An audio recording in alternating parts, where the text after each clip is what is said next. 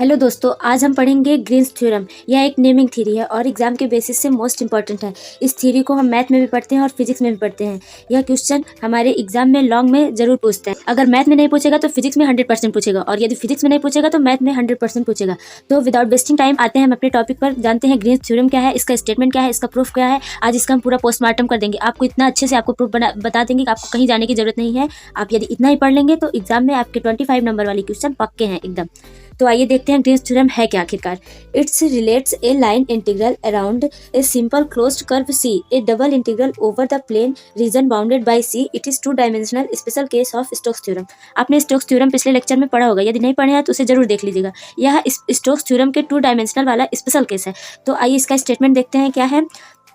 Statement है it S is a closed surface X Y plane bounded by the closed curve C and if capital M and small M are continuous function X and Y having continuous derivatives in S, then यदि एक surface है और उसमें 2 plane है, एक x है और एक वाई प्लेन है, एंड उसका जो कर्व है वह सी है और इसमें 2 फंक्शन है एम और इसमें capital M and small M.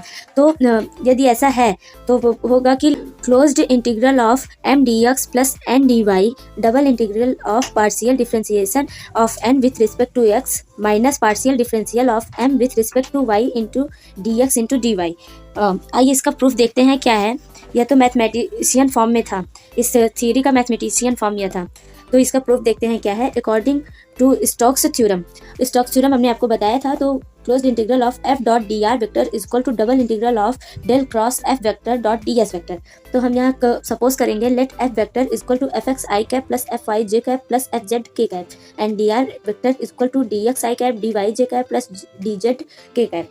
अब हम डॉट निकालेंगे। डॉट निकालना आपको आता होगा। F dot D R vector is equal to F X I cap plus F Y J cap plus F Z K cap dot D X I cap plus D Y J cap plus D Z cap. इसका जिस तरह से हम common multiply करते हैं उसी तरह से करना है, और यहाँ पर एक्स का एक्स में, वाई का वाई में एंड जेड का जेड में करना है। और I cap into I cap is equal to 1 होता है, J cap into J cap is equal to J cap dot J cap 1 होता है and K cap dot K cap is equal to 1 होता है। तो यहाँ पर हो जाएगा F dot D R vector is equal to F X D X plus F Y D Y. अब आप पूछेंगे यहाँ F Z into D Z क्यों नहीं है, क्योंकि हमने 2 ही प्लेन लिया है, इसलिए यहाँ पर F Z dot D Z is equal to 0 हो गया है। And putting F X is equal to capital M and F Y is equal to N.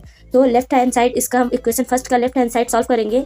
तो integral of closed integral of F dot D R vector is equal to closed integral of M D X plus N D Y. इसको equation second मान लेंगे। तो अब right hand side हम लेते हैं equation first से। वी हैव नाउ, तो हो जाएगा डेल क्रॉस एफ वेक्टर निकालेंगे हम। इसको डिटर्मिनेंट फॉर्म से निकालना है। आपको अगर डिटर्मिनेंट वाला क्वेश्चन सॉल्व करना आता होगा तो हम इस तरह से निकालेंगे। एक तरफ आई कैप वाले फंक्शंस को लिख लेंगे, एक तरफ जे कैप वाले एंड एक तरफ के कैप वाले फंक्शन को लिख लेंगे।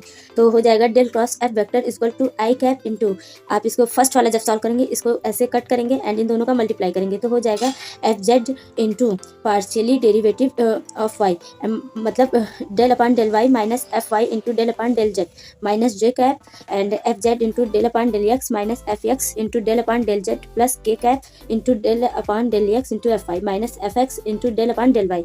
तो del cross F vector equal to हो जाएगा del upon del X of F Y minus del upon del Y of F X into K cap.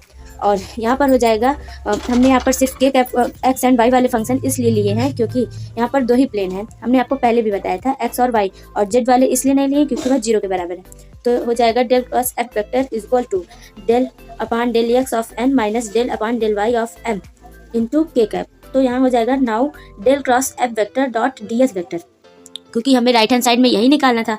तो हो जाएगा del upon del X into N minus del upon del Y into M into K cap और dot D S into K cap. हमने यहाँ क्यों ये vector के form में हमने लिखा है, तो वेक्टर के साथ साथ उसका डायरेक्शन भी होता है, और चूंकि यहाँ डायरेक्शन हमने के कैप वाला लिया है तो यहाँ पर भी के कैप वाला ही डायरेक्शन लेंगे।